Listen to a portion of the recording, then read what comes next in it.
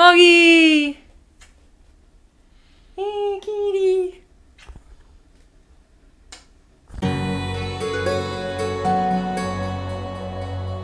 Hello, my historical fashion friends, and welcome to everything I made in 2022. Say hello! By the way, welcome to my new apartment if you haven't seen it yet. This is a hutch that I got to achieve full grandma style, and it was only $100 from Craigslist. What a steal. So here is everything I made in 2022, except for the Clint Eastwood style sweatshirt, which my husband lost, so we have to get divorced now. Just kidding. But I just wanted to do a little review of everything that I made, kind of talk about how I felt about it, and then talk about my plans for 2023. So let's get started.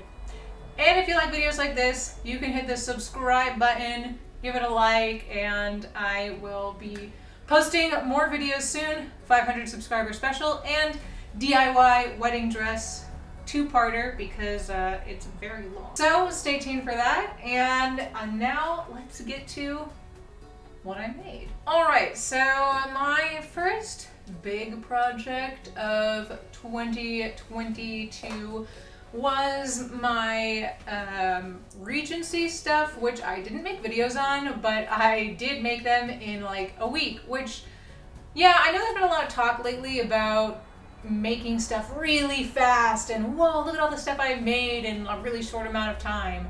And I will say, I don't recommend that. I made like an entire Regency men's outfit plus women's Regency undergarments in like 14 days with like having a full-time job and a week-old kitten. And yeah, I'm not super impressed by that because I just think it doesn't create a great result. And let me show you a little bit about what I'm talking about. So first off, we have the men's Regency shirt, which I'm actually pretty pleased with this one because this is one of the first things I made, and the things that I made at the start are much better than the things I was making at the very end when I ran out of time. So this has a lot of hand stitching, which I'm happy about, and I'm happy about the shape of it as well. It's very wrinkled.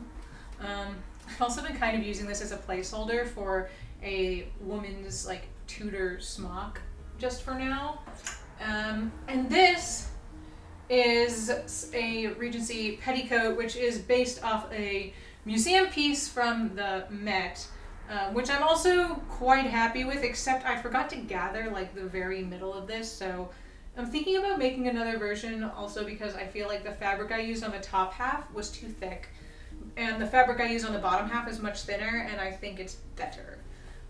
So I'm happy with these two pieces, but then we get to the Regency ensemble with everything is completely unfinished on the inside because I was running out of time, and the stitching is like super sloppy because this is being worn for like just the Bridgerton ball. So my husband like does not do reenactment. He does not wear this normally or around the house for fun. This is me forcing him to attend historical events with me and him being nice. So yeah, I used a pattern for these.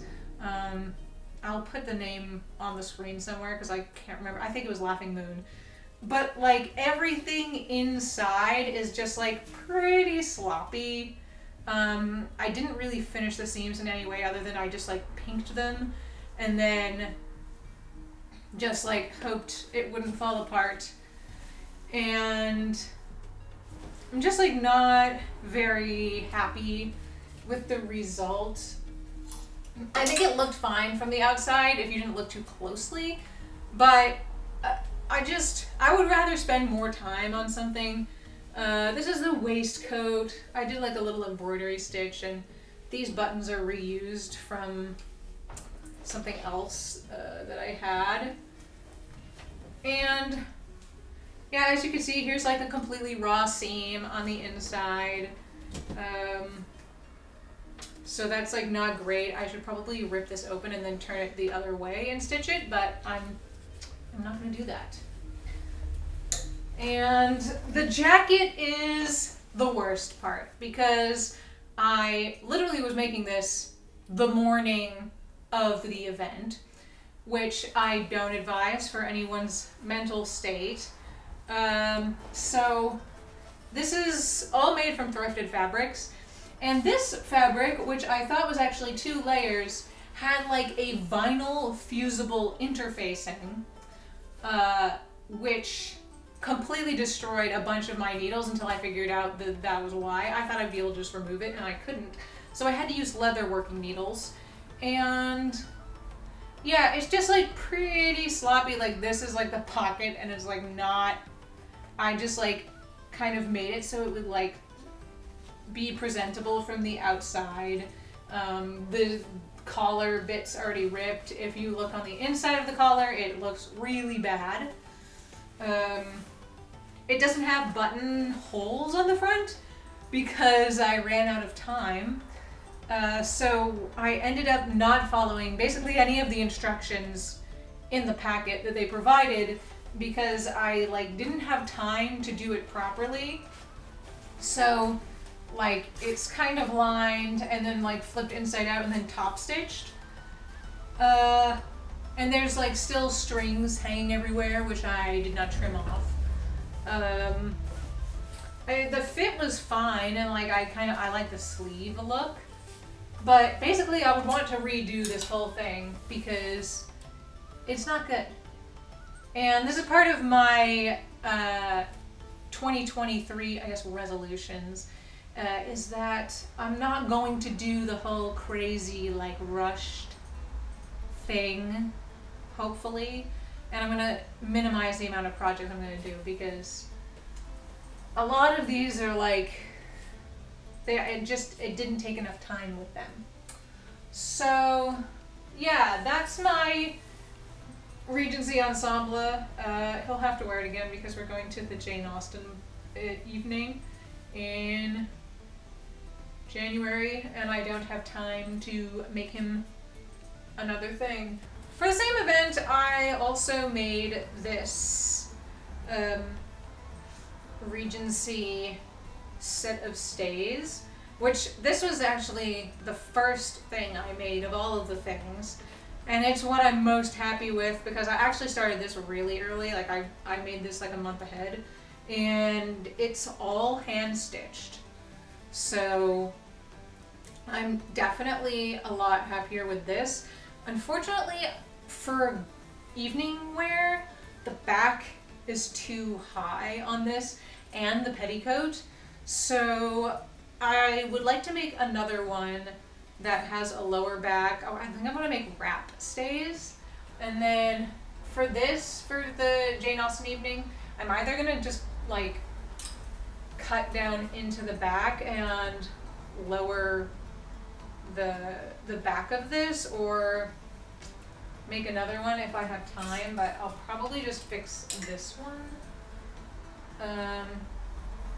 But yeah, this I'm actually happy with, and I have like a half finished shorter stays version of this because this is kind of like medium, I guess I would say, and I have one that's like even shorter that has this pattern, so it matches this, and that's going to be kind of like a summer fashion wear once I finish it.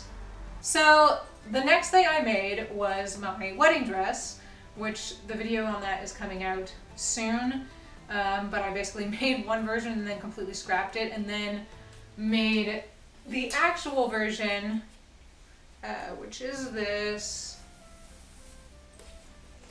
and I'll put some video in of this, of me wearing it.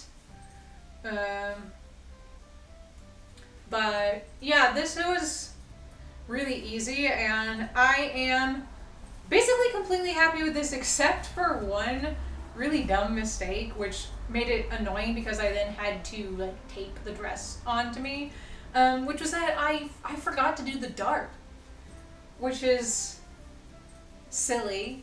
But I was like, I drafted the pattern by draping, and I drew the dart on the pattern, but then when I cut it out of the fabric, I don't know why I didn't transfer the dart markings, so the top was like too big and it didn't arch the way it was supposed to. If you see like the inside, it didn't come in, so it was like all messed up, and I could not figure out why for like a super long time. But overall, I am like really happy with how it came out, and it came out how I wanted it to. And so I'm happy with this one. But now, on to something else that I am not happy with. So I went to costume college last year, and I decided that I wanted to make a from scratch Titanic costume to wear to the Titanic gala, which I kind of wish I hadn't done, because then I realized that the tea portion that I was going to go to, I couldn't eat anything because I'm vegan. And so I ended up selling the ticket to the tea and just going to the dancing part after. And it kind of felt silly to have made an entire costume to basically be there for like 30 minutes. Because I'm not really like a partier, if you couldn't tell by the fact that I like to stay at home, have cats, and a giant grandma hutch.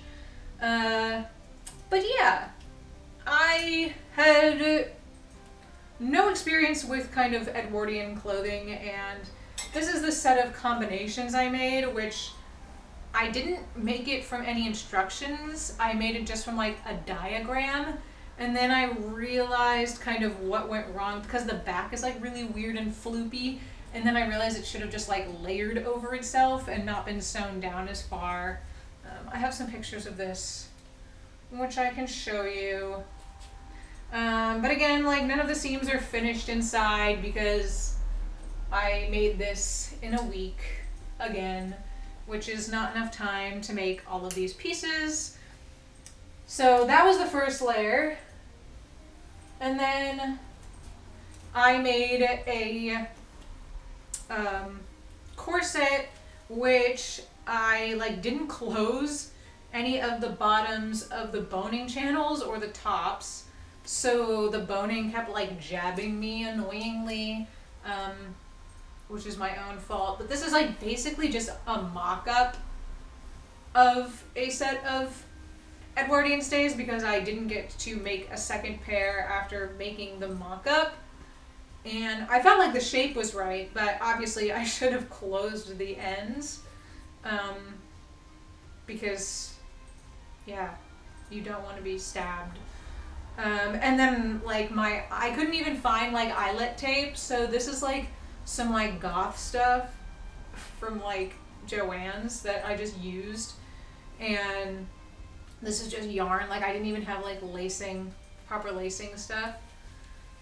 So when I get to Edwardian, I'll remake that. Oh. Then, the next layer was a petticoat, which this and my corset cover were the first two things that I made. So again, they are better than the other pieces because I always like don't know how long things are going to take because of ADHD, and then I like spend way too much time on the first thing. And I did insertion lace, which came out nicely, and I'm happy with this overall. But then I did not have a lot of time for the other things, and I ended up having to hand sew more of it than I thought I would because I was at my dad's house, and he has a sewing machine, but it's not one I'm familiar with. And it was stuck on a zigzag stitch setting that was like really tight, and I didn't want to use that, so I just ended up hand sewing. And then I have this corset cover, which still needs buttons on the front, so on the day I just pinned it. But it is cute, and I was happy with it, aside from never putting buttons. It has some nice lace. and also hand sewn. And then we get to the dress, and because I make the inside layers first, so I can fit the dress over it, then I always end up with rushing the most on the part that people are actually going to see, which is not ideal. So yeah, I'll put in some pictures of me wearing this as well. And I think it looked fine. I based it off of a lot of museum images of examples from the period. But the problem is, like, the whole back is like very bizarrely put together because just of how I ended up having to kind of fix it. And then, of course, this is like not finished at all because I was running out of time. So there's like no finished seams on this either. This is like a sheer layer that goes on top. And then here is the, like, basically walking skirt, which I could wear with something else. And that is also not finished seams, so yeah, I just don't recommend rushing. It's very stressful. Okay, on to the next thing, which I made, which is this Roman Britain 1st century men's style outfit with this basic, you know, T-shaped smock. This is just a smock pattern, which I have video of on this channel, but not floor length for a men's style, and it has the seams which are finished with the felled seam, and then this one, which is like basically the same thing, kind of a T shaped with the stitching to finish the seams, and this is for kind of like a it was for my Imogen video, which is it's like a short film, which I'm still finishing editing for you all, and this is for the character of Pisanio, who is Posthumus's servant, so he's not a very high-class character, not like super rich.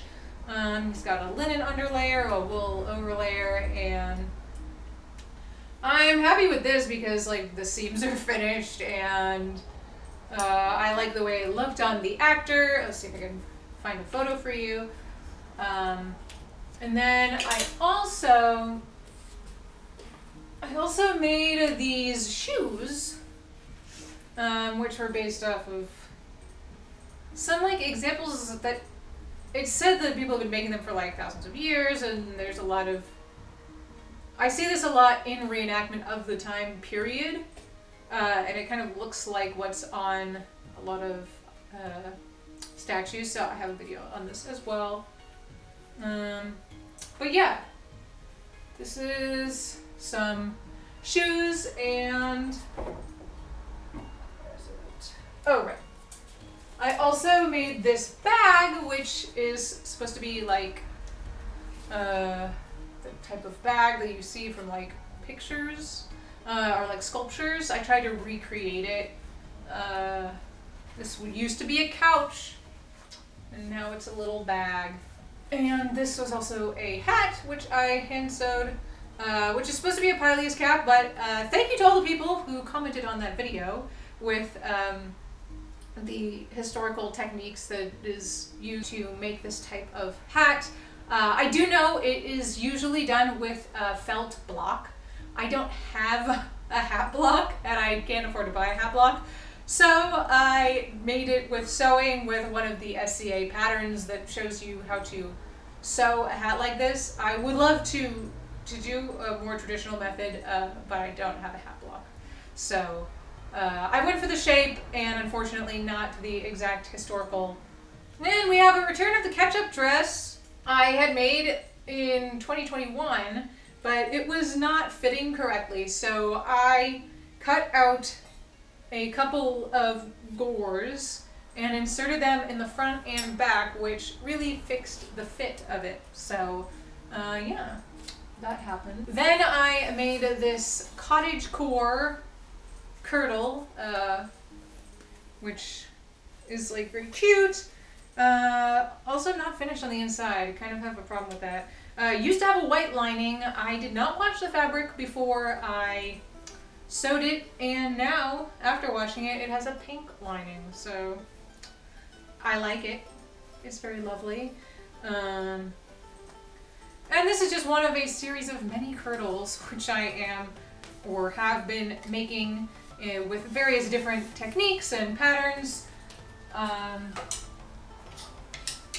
also have made this gold kirtle, which I really like, and it is a side lacing early Tudor style of kirtle, which is based off the patterns from the Tudor Tailor / Queen Servants books from the Tudor Tailor, and I just got the typical Tudor, so really excited to keep working on the rest of my lower class style kirtles. So we have this. This one is like all finished, so I don't have any complaints there with this one. But this also took me like over a year to actually finish, so take your time. Then we have this, another 24-hour make, which was a Grim Reaper Halloween costume for my husband, which is basically just a blouse, I don't know how to say this word, pattern of a like 12th century type of garment. I did not finish the neckline because he was wearing this hood, which went over it and was crunched for time, and we were going to a party, so I did not do that. I would love to make like a real version of this. I really like early medieval like a lot, so yeah. This is all thrifted fabric bed sheets and a bed skirt. This is a skirt which I made. It does the tie in the front, tie in the back thing, because I wanted to kind of bridge from Tudor into like early 17th century peasant-y stuff and all the way up until 18th century. It goes with this kirtle tying bodice that I made, and it needs a stomacher because the gap is too big, so I have to finish making that. But the skirt, like these ties, I'm not super happy with it.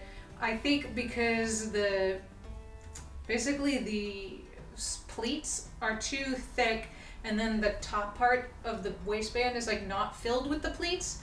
I feel like I should actually roll this over to make a shorter waistband because it's very gappy at the top, and I don't really like the way it looks. So might fix that, but it also could be reversible, which is kind of cool. This is made with a recycled bed sheet and other upcycled wool thrifted fabric.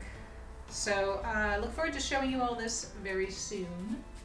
I also made a lot of fun accessories this year, which I'm happy with because I usually take more time. Hi, baby. What are you doing? Hi, Angel. Oh, baby boy. This was the first thing I made way back in January when I had COVID, and that wasn't super fun. Did I make that this year? Yeah, I didn't. Forget about that. But I made this other one, which has a pointy hood, which is based off of the same thing, and it's completely reversible, which is super fun. So, got red linen on one side, pink wool on the other. I really like making accessories because you could do them in one day, but because they're smaller, you can take more time with them and actually make them look nice. Then I have these pin-onable sleeves, which I made very recently, and I am really happy with these. I love the bright red and bright white so much. And I love the way they look with this partlet that I made. And I'm gonna try to do some black work embroidery as requested on here, but yeah, I really like the whole Tudor accessories thing. I just feel like accessories are so fun because you could just be like, it's a completely different look, but it's the same outfit, kind of. And then lastly, I've been having fun making some normal clothes. Like this is a plaid skirt I made, which is super cute. And it was also made of a recycled bedsheet, a theme. And then for Christmas, I made my husband this like Ric Flair style bathrobe with his fantasy football emblem on the back. And he is super excited about it and loves it. He is very cozy wearing it. And then my favorite thing, which I made in 2022, is this dress, which I made and I drafted the pattern using draping, and I really love the way it came out. I love just the finish on it. It fits really well. And I also made this little cape to go with it, which is super cute, and it can go on this side or this side. And I am really interested in making more regular clothes for myself after making this, because I can never find a dress that fits me as well as like this dress fits me, because I am really tall and my proportions are not standard, which I think is the case for most of us. Whenever I buy a dress like at the store, the waist is like 2.5 inches above my actual waist, and I don't really like that look. Or like buying pants. Like trousers are definitely a thing I want to make this year, at least 2 pairs, because I can, number one, never find trousers long enough that aren't super expensive. And I also can't find trousers that fit both my waist and my hip measurements, because there's like a 12-inch difference between the two of those. And so it's either too big but then really tight on my hips, or the waist is like really gappy. So I'm definitely going to focus more on either cloning clothes that I have and kind of adjusting them to fit me if I kind of like them, or just making stuff that, you know, all kind of goes together and matches.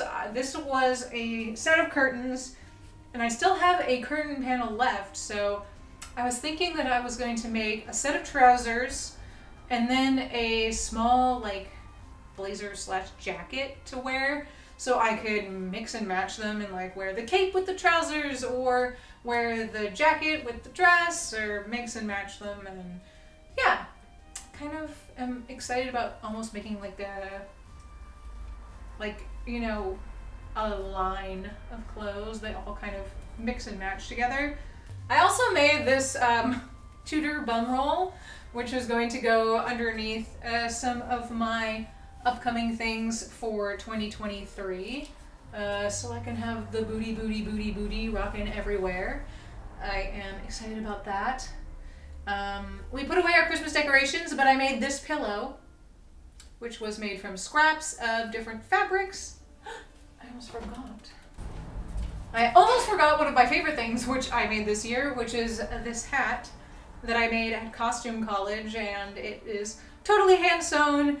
It is super adorable. I am obsessed with this green color, and I just love wearing this just all the time. I love my feather. And the final thing, which I'm going to show you that I made is, if you saw the ghost video, for Christmas, Ghost became Santa. And what I've done is just glue little Velcros onto the ghost, so each season I can actually like change what he is. So for the spring, Ghosty is going to become a bunny rabbit, so I'll have to make some ears and a little tiny nose and whiskers, and I'm kind of just excited to have like a weird little ghost for every season. Yeah. And I nearly forgot the weaving I did this year, which wasn't as much as I wanted to. I wove, I think this. This might have been the year before, but the video came out this year. I think I only did this finger loop braiding and then this band. And there was another band, but it was a gift to someone else, so I don't have it anymore to show you all. And then there was also the Oseberg silk band I did, which I ended up shipping to Jimmy at the Welsh Viking as a gift for just his general existence, which should be appreciated. So yeah, that is everything. Looking at how long I recorded this, I think that there's going to have to be a separate video for 2023 plans. So thank you all for watching. If you got to the end of this video, let me know what your Christmas plans were, or your holiday plans, or how everything went for you, what you're looking forward to in the new year, and I will see you in the next video.